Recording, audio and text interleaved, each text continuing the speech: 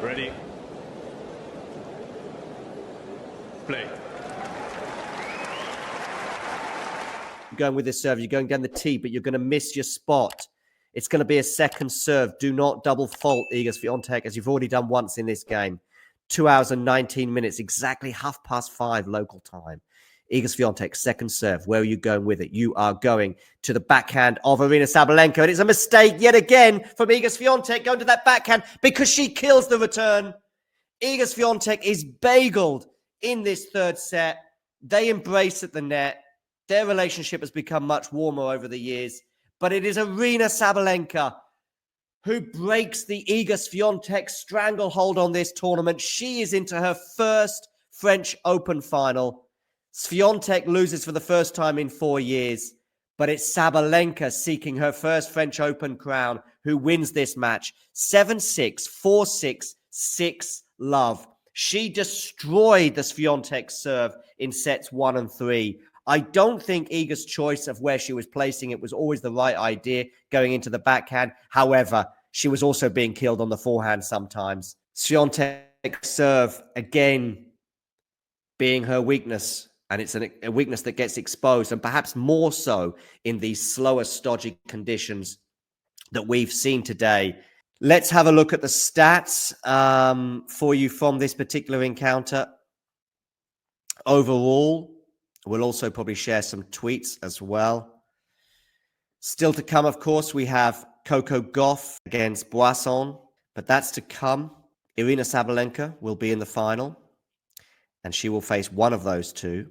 But it's Sabalenka who wins this in 3 sets. We're going to hear from Aryna right now. Let's see what she's got to say. She'll be in a very good mood as she speaks to Mats Wilander about her first ever French Open final. Honestly, that was incredible. Feels incredible. The job was not done yet. Job not done yet. Yeah, I'm just thrilled with the performance today. And, with the atmosphere in the stadium, you guys are, I don't know, you're loving the atmosphere, she says. Not done yet. She thanks the crowd there. Sabalenka, the first woman to win a 6-love set against Iga on Philippe Chatrier. Especially on the clay, especially on the Roland Garros, and I'm proud that I was able to get this win. And it was a tough match. It was a tricky match, but I managed it somehow, and I'm super proud right now. You managed it. Yeah, super proud right now, as she should be. Records falling today in terms of Swiatek being bageled at the French Open or on Philippe Chatrier.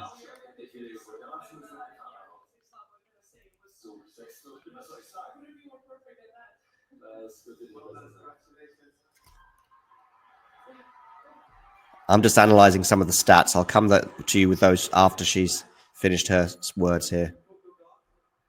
Coco Gauff or Loire Boisson lies in wait.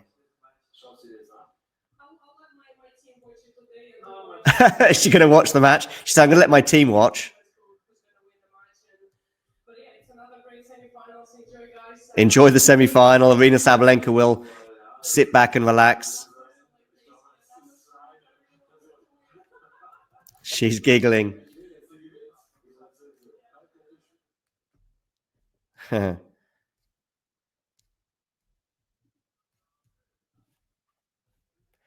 So, Aryna Sabalenka is through to her first French Open final. As I say, records falling today. Her team collapse, of course. We were going to be getting a final speech from her one way or another. Her final speeches, whether she wins or loses, are always fascinating. But it is Sabalenka who progresses. Iga Swiatek, I said, records falling. She's never been bageled on Philippe Chatrier before. She's just been bageled, by the way, twice during the same clay court season after she lost a set to Madison Keys, 6-love. So, yeah. I'm just going to see if maybe we can get somebody to come on.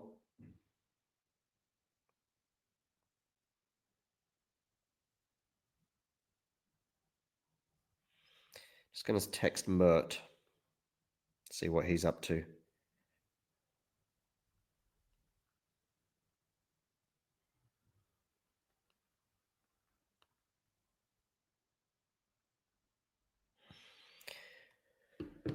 Okay. So let me compose myself now after a pretty dramatic affair. I said I'd talk about some of the stats from this particular match. Sabalenka winning 97 points overall, 24 more points than Iga Swiatek. And of course, it was pretty much dictated to that points differential by the last set, which she won 6-love. Really interesting here. The 1-4 shot dynamic is where Sabalenka was killing it, obviously killing the return of serve. Once the points were developing, though, into a 5-shot plus rally, Iga was winning most of those points. Look at that. She's winning 18-14 in the 5-8 shot dynamic, and the 9+ shot dynamic, she's winning 8-2. So once it reaches a 5-shot rally, Iga Swiatek won 26 of those points to 16 of Sabalenka, winning about 70% of those lengthy rallies. But look at that, though. The point situation reverses when they are 1-4 shots, as were most of the points in the match. About 120 points, 128 points of the match were 1-4 shots. And it was the killing of that serve, both first and second, where Aryna was so strong. Just a reminder, Sabalenka is into the French Open final, winning a 3-set battle with Iga Swiatek, 7-6, 4-6, 6-love. It's a first final at Roland Garros for the Belarusian.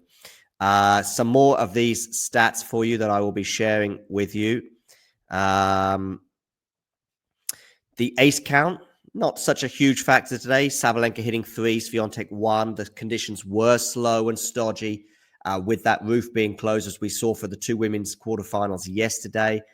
Very similar situation today, especially in that first set when it was a break fest. I'll talk you through, actually, the dynamics of the match, because actually Aryna Sabalenka went up 3-love and then 4-1 with a double break advantage.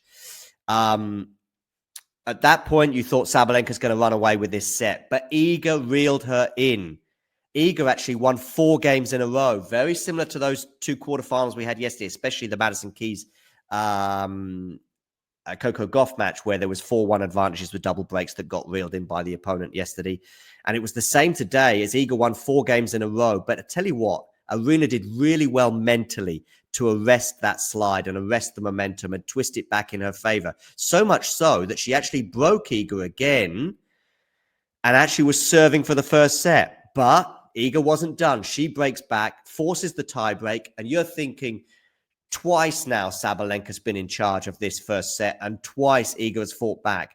I thought all the momentum was with Iga going into that tiebreak, but Sabalenka once again had other ideas, winning that tiebreak 7-1, crushing Swiatek. But again, Swiatek comes racing back. The second set was entirely different, as both women served really well in that second set, and it was just one break of serve that Iga had in that second set that was enough to get her over the line, as she was not broken at all. In fact, that stretch lasted over an hour where Iga Swiatek was not broken. And in that second set, Swiatek on the second serve, where she was getting destroyed in the first set, in the second set, she fought back and won 75% of her second serve points, serving much more smartly and much more accurately, helping her get over the line. And again, when we go into the third set, and again, I'm thinking the momentum was with Iga. And again, Aryna said, no, no, no. And she closed the door on her. She gets the early break, Aryna, and then she continues and does not take her foot off the gas, as she crushed Iga Swiatek 6-love, delivering the first ever bagel on Philippe Chatrier to Iga Swiatek, and the first defeat for Iga Swiatek in 27 matches across a 4-year span. It is Aryna Sabalenka into her first French Open semi-final. Iga Swiatek again not making a final. She's not made a final now in over a year. She will head into the grass court season having not been in a final of any tournament across the tours. When I say the tours, I mean slams and also the WTA Tour. Not been in a final. The United Cup, which was obviously a team event, she does get to the last stage there, into the tie with the USA, which she also lost. And Iga Swiatek's disappointing season continues. Aryna Sabalenka is into another final, by the way. She's been in so many finals this year, has Sabalenka. Let's have a look. How many finals has she been in? I think it might be 7, but we're going to have a look on the WTA website. Her year, I know it began in, of course, in Australia, I think, with finals. This website from the WTA is just so bad.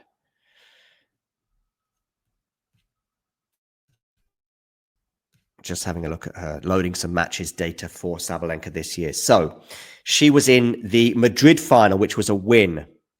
She was in the Stuttgart final, which she lost. She was in the Miami final, which was a win. She was in the Indian Wells final, which she lost. She was in the Australian Open final, which she lost. And she was in the Brisbane final, which she won. So this year, she's 3-3 in finals. She's now into her 7th final. Will it become 4-3 or will it become 3-4? We'll see. Let's have a quick look again at Twitter to see if there's any more engaging tweets with which to share with you. Do stick with us, by the way, as we just spend the last couple of minutes looking at this encounter, but also we will be bringing you Boisson against Coco Gauff.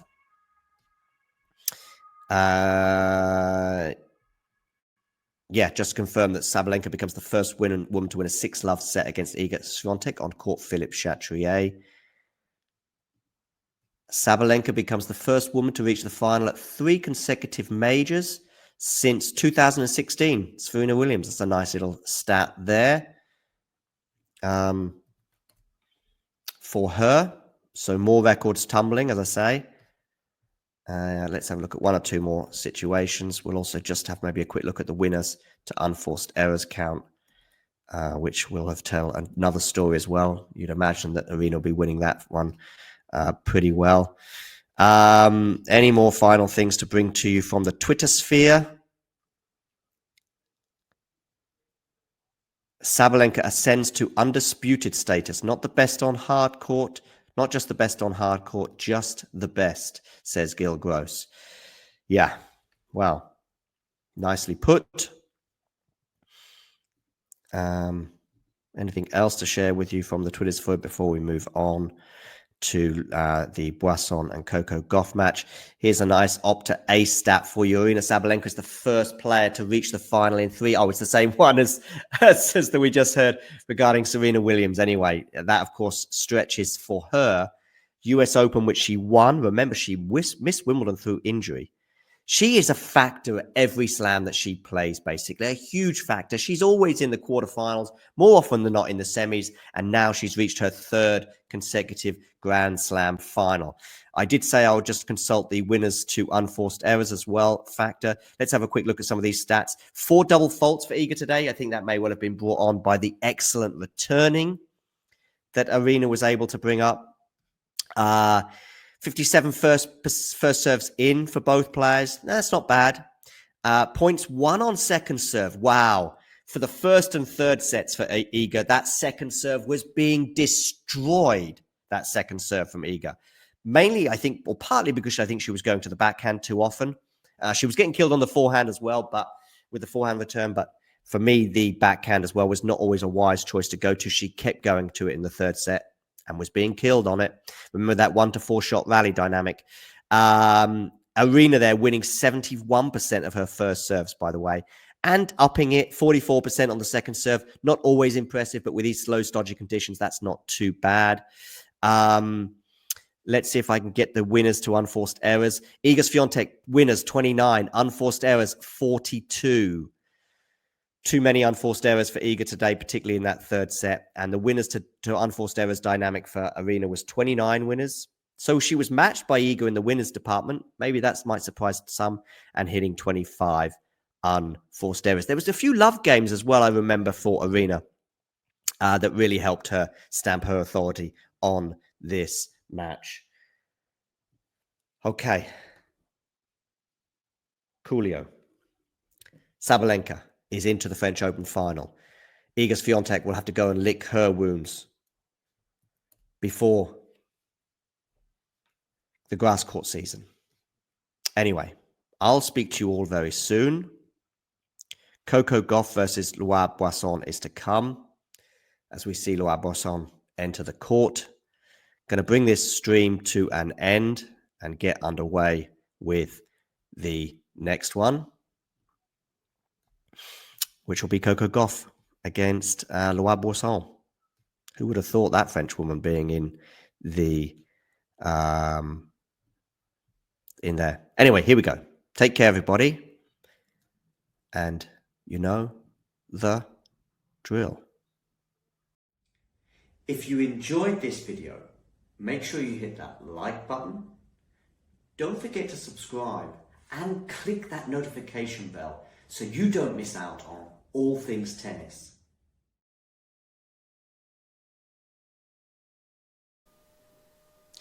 If you enjoyed this video, make sure you hit that like button. Don't forget to subscribe and click that notification bell so you don't miss out on all things tennis.